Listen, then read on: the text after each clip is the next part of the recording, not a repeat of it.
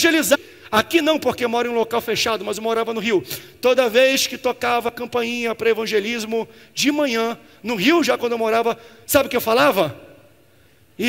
São os irmãos da Testemunha de Jeová. Era para ser a Assembleia de Deus. É ou não é? Quem foi que inventou esse negócio de ir porta a porta e ficar incomodando e acordando o povo? Foi a gente, a culpa é nossa. Só que a gente falou, estamos acomodados porque já estamos na televisão. Já tem rádio, já tem internet, a gente domina os meios de comunicação. O pastor já comprou um horário muito caro na televisão, não precisa mais evangelizar. E aí Testemunha de Jeová está ganhando de braçada da Assembleia de Deus, porque a gente parou de evangelizar nas ruas, achando que nós já éramos grandes demais, que não precisava mais crescer o povo e nem a igreja. E Deus está falando, vocês estão chegando atrás, quando eu preparei vocês para chegar na frente. Não vamos ficar desleixados não, com aquilo que Deus colocou como a nossa identidade. Somos nós que temos que ir para a rua. Somos nós que temos que evangelizar. Somos nós que temos que acordar o vizinho de 6 horas da manhã, ele com raiva da gente, para falar de Deus para ele. Somos nós. 2000, Sydney, Austrália, aconteceu isso. Aí chegou 2004, mesma equipe, mesmas mulheres, mesma numeração, imbatíveis. Só que quando chegou na terceira transição desta Olimpíada, já aconteceu algo diferente. A corredora que ia transicionar para a última, ela cansou demais durante a corrida. E porque ela cansou demais, ela não teve energia e velocidade o bastante para no momento da transição, porque na corrida existe a transição, o ponto de início da transição e o ponto final. Você precisa transicionar naqueles 20 metros, é um tempo divino que Deus coloca ali. Se não transicionar, você é desclassificado da corrida. Então quando ela chegou e ela cruzou a primeira faixa para entregar, a próxima moça saiu correndo e ela não teve pique, ela não teve força, ela não teve vigor para entregar o bastão dentro daquele tempo. Desclassificadas na Grécia. Por quê? Porque estava cansada demais, mas não quis passar o bastão. E às vezes nós erramos muito por isso também. Porque estamos aqui e achamos que o próximo não pode fazer o que a gente faz, não é capacitado como a gente é, não é bom como nós somos, mas a gente não lembra que a gente não era tão bom assim. Mas um dia alguém passou o bastão para a gente, alguém acreditou na gente, daí a gente sai correndo e morre com o bastão na mão. A igreja morre esvazia, mas o bastão, o cajado é meu, pastor, eu não largo o cajado, vai morrer sozinho.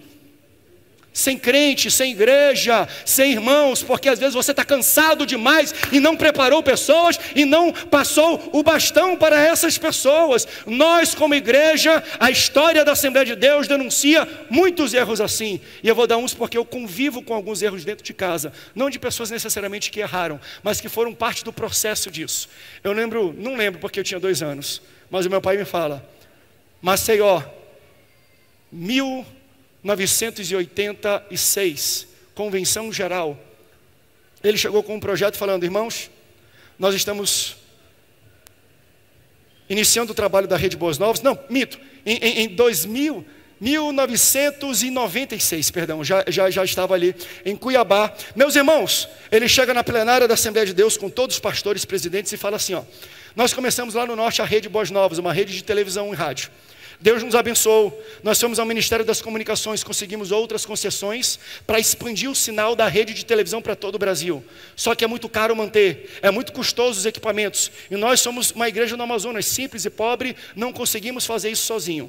Então estou diante da diretoria, da mesa diretora, do presidente, dos demais irmãos. Está aqui, ó, os papéis passados, tudo com assinatura minha. Eu quero entregar à Convenção Geral da Assembleia de Deus 12 concessões de rádio e de televisão para que cada pastor possa, na sua cidade capital, desenvolver um trabalho de comunicação. A única coisa que eu peço de vocês é que outorguem 8 horas diárias da nossa programação para entrar lá também, porque nós que conseguimos isso e queremos disseminar o trabalho disso. Qual foi o resultado dessa oferta? Oferta essa, deixa eu lembrar vocês, hoje, um daqueles canais era o canal do Rio de Janeiro e outro o canal de São Paulo. O canal de São Paulo hoje sozinho vale 38 milhões de reais, só o papel. Então ele estava com mais ou menos 150 milhões de reais em papel, em volume de comunicação, em contrato, em concessão, falando, está aqui, eu quero entregar porque nós precisamos fazer televisão. Qual foi o resultado disso? 3 processos de disciplina para ele ser expulso da Assembleia de Deus, porque televisão é pecado.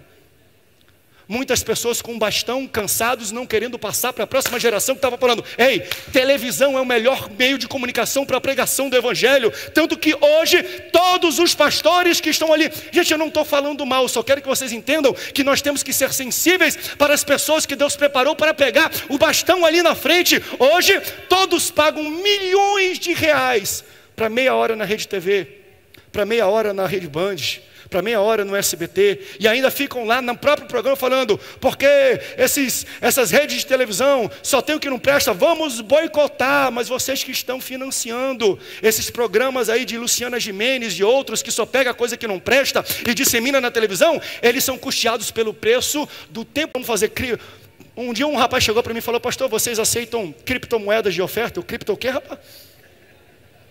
Falei, me fala um pouco mais disso. Não, pastor, você tem que aceitar a oferta de Bitcoin. Aí você fica rindo dele, né? Daqui a 5 anos você vai ver, é a única realidade do mundo. Não desmereça a velocidade e o pensamento dos corredores que estão à frente de você. A gente cansa, a gente segura, e a gente não consegue passar e não consegue evoluir como igreja. Sydney na Austrália, Atenas na Grécia, aí depois veio Beijing na China. Mais uma vez, as melhores corredoras. O tempo individual delas imbatível. Não tinha como tirar a medalha das americanas. O que aconteceu, pastor? Se eu não me engano, na primeira ou na segunda transição, a moça que estava esperando deu o start devagar demais. E a moça que vinha atrás com o bastão, correndo com tudo para entregar, atropelou ela, bateu, caiu o bastão no chão. Desclassificadas. O que eu aprendo com isso? Eu aprendo que só porque eu estou com bastão, não me dá o direito de passar por cima da pessoa que está na minha frente.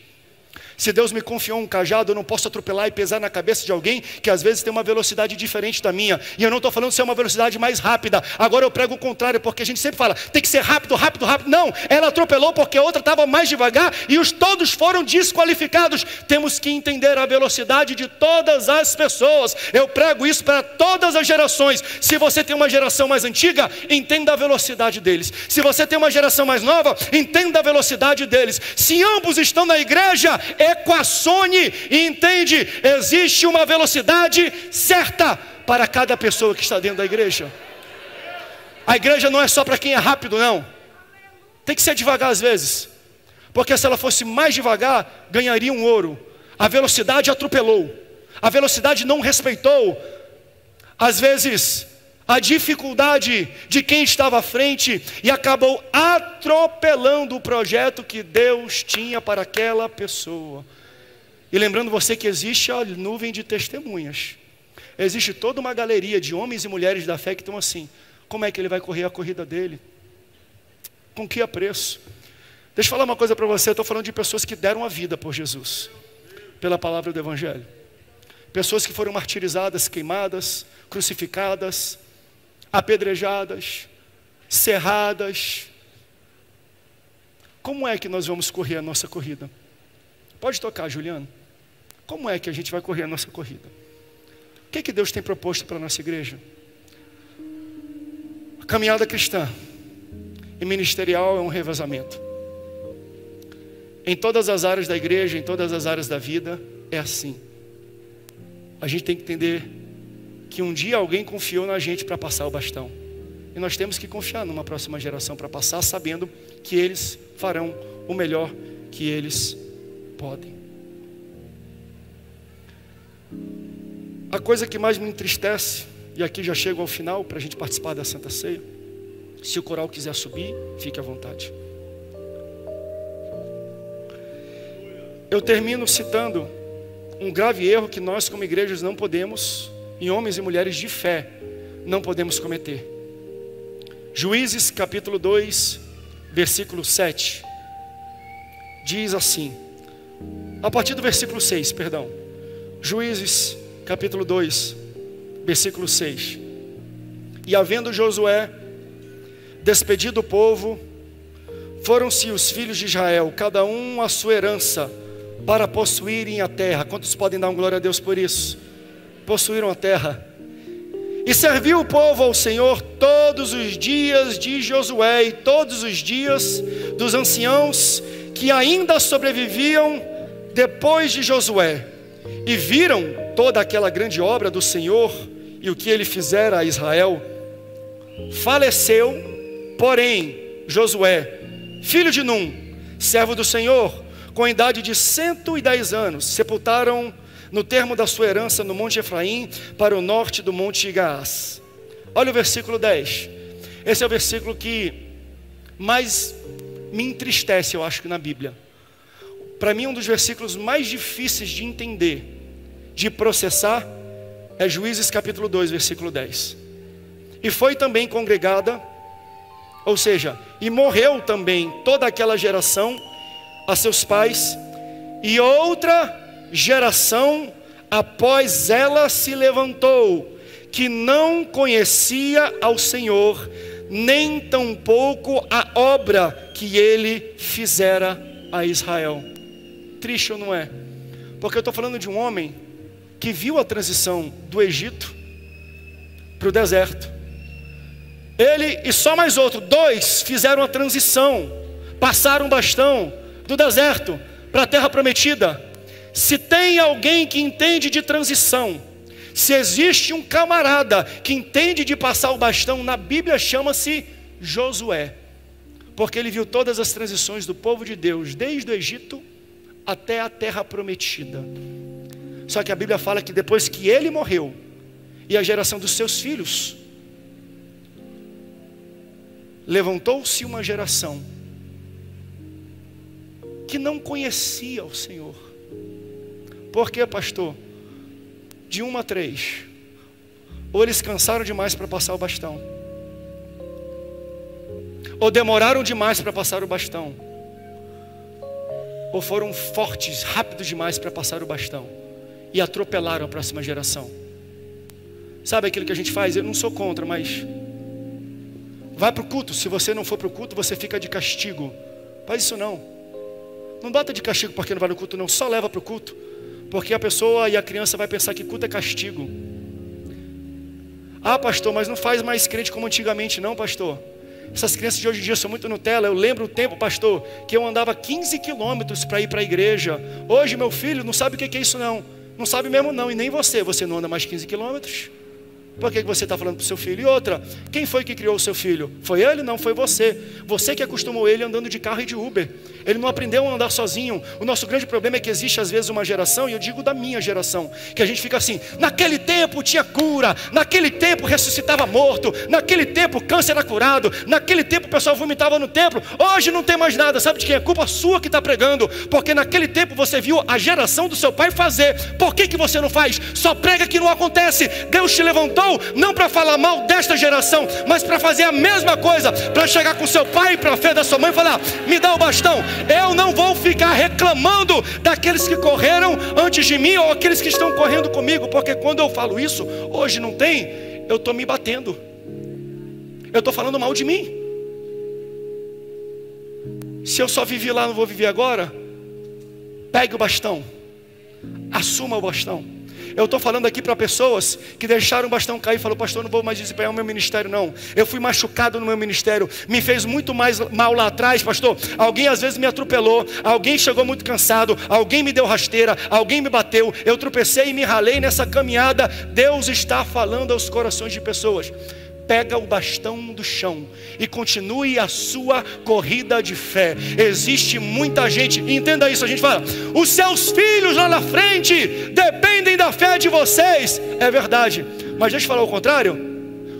Os heróis da galeria da fé também dependem de você, para receber aquilo que eles correram, daquilo que eles completaram, mas eles só vão receber se você pegar o seu bastão e correr a sua corrida. Então a sua corrida é tão imprescindível e tão maravilhosa e importante, que ela vai impactar os seus filhos, netos e bisnetos no futuro, mas todos aqueles que vieram antes de você, porque eles só vão ganhar a medalha de ouro se você ou passar. Se Jesus voltar antes, você vai cruzar a faixa final, você vai terminar a prova, e pelo seu esforço Todos que vieram antes de você também receberão uma promessa, uma recompensa. Pastor, que promessa é essa? Eu não sei. Eu só sei que se vem de Deus, é uma promessa boa, é uma promessa grande, é uma promessa maravilhosa.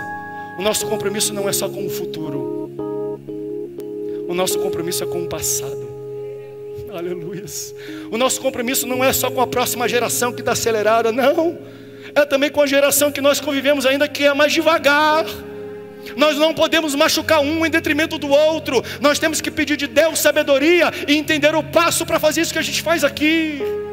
Numa liturgia de culto, você vem, tem orquestra, canta hinos antigos, tem coral, daqui a pouco apaga a luz, acende a luz, vem fumaça, toca louvor. O que eu estou fazendo? Eu estou correndo no início do culto na velocidade dos antigos e no meio do culto na velocidade dos mais novos. Eu estou entendendo o tempo que cada um tem na igreja e eu estou correndo na velocidade deles, porque eu sei que eu preciso esperar aquele que está cansado para pegar o bastão dele, e eu tenho que ir no tempo certo para passar quem vem para frente. Não é só o teu filho e o teu neto, é o teu pai, o teu avô e o teu bisavô que precisam da tua fé. Abraão, Isaac, Jacó, Adão, José, todos eles estão em uma nuvem de testemunhos, olhando como é que a Assembleia de Deus, missão, vai correr